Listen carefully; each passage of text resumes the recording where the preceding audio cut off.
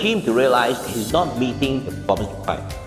So in this case, where people don't have clarity on performance, two things need to be given. Number one, the performance specification. Number two, regular performance feedback in order for a person to strive toward reaching the results that you expect.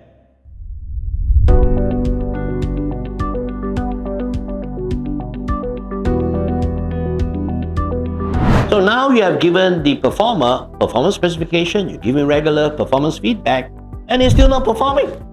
So you go to him and say, hey, why are you not performing? I've given you clarity into what performance requirement is. Why are you not doing the job well? And the person say, I don't know how. What does that tell you? In other words, the person may know what he's supposed to do, but he may not have the competency to do it. Lack of training, lack of competency. So this indicates to you that aside from telling him to do a job, we have to provide him with the necessary education and training in order for him to be able to do the job well. So if that's the response coming from him, then this could possibly be the solution for him to reach the performance target in the level that you expect. So we got two reactions from a non-performer. One is, am I not performing?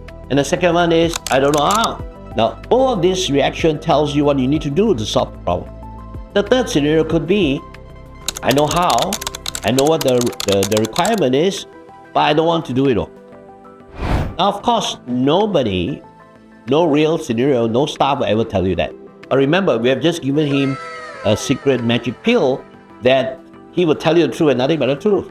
Now, if you only get truth from our workforce, then we know what the solution is. So you have to find out, is this the case? Now, when a person says, I don't want to do it, what could be the reason? One, it could be lack of leadership.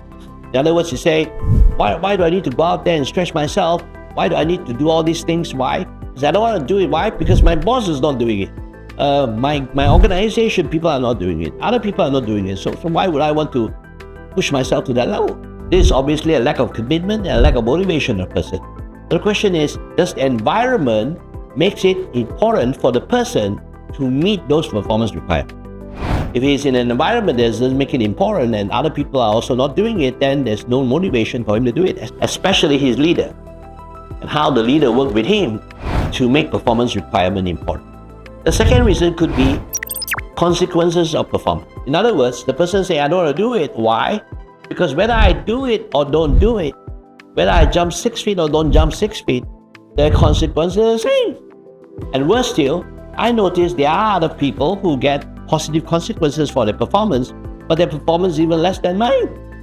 I mean, I know this guy who is not performing, but he still get promotion, he still get good pay. Why? Because he is very close to the boss' daughter. So what am I doing? I'm looking for the boss' second daughter. This is true. So the point here is, if the consequence of performance is not there to make it worthwhile, to make it give me a good reason to perform, then I will not want to do it. I'll just do my job.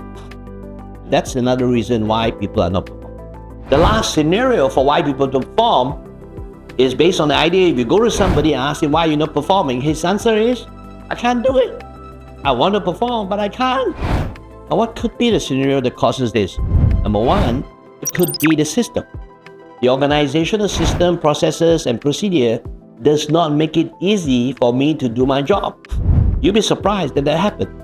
Examine your organizational system and procedure and policies that sometimes prevent people from doing a good job. Because most of the time, procedures and systems want to capture all the scenario, but there are people who want to do a great job but can be hampered by things that they cannot do because the procedure does not allow them to. For example, if I want to make my workplace nicer because I have customers coming, but they feel that it's not properly done up, and I want to take an opportunity to go and do it up, but I have to get 5 approvals from different levels. I have to get budgets, I have to do this and that. In order to do that, I may end up saying, forget about it, and this is too difficult for me to just do something for the company. That could be the scenario. The next thing is lack of authority. I don't have the authority to do this. I only have this level, and for me to do this, I have to go to another department, talk to another department, and get all the approval. And therefore, with all these barriers, I give up. I just cannot do a good job based on what is in front of me because of all these scenarios that prevent me from doing it. So here you are. There are 4 scenarios why people don't perform. Number 1, when the person responds is saying, am I not performing? Which indicates a lack of performance specification, a lack of performance feedback. Number 2, it could be reacting by saying, I don't know how, which means the person may not have the right competency, may not have the opportunity to be trained to do the job. Therefore, he couldn't do the job. A third, he could be saying, I don't want to do it. Why? Because I'm not supported by my leadership. I don't feel that the environment supports what I do. Everybody else is not doing that, so why would I need to do that? Or it could be the consequence of performance, which means that whether I do a good job or don't do a good job, the consequence is the same. There's no additional benefit, there's no additional plus for me to go out there and strive to do a better job. The final one is, I can't do it. I can't do it, even though I want to, because the systems and the procedure and the authorization level does not allow me to do that good job. So if you understand that these are the 4 main scenarios, then the solution becomes obvious. We need to therefore go through what I call performance deficiency analysis, which is the next area that I'm going to share with you. Thank you very much. Is that your learning environment can be created right in your office, right in your shop floor, right in your organization. Because what we need to do as managers is to turn work experience into a learning experience. In other words, use work to learn from.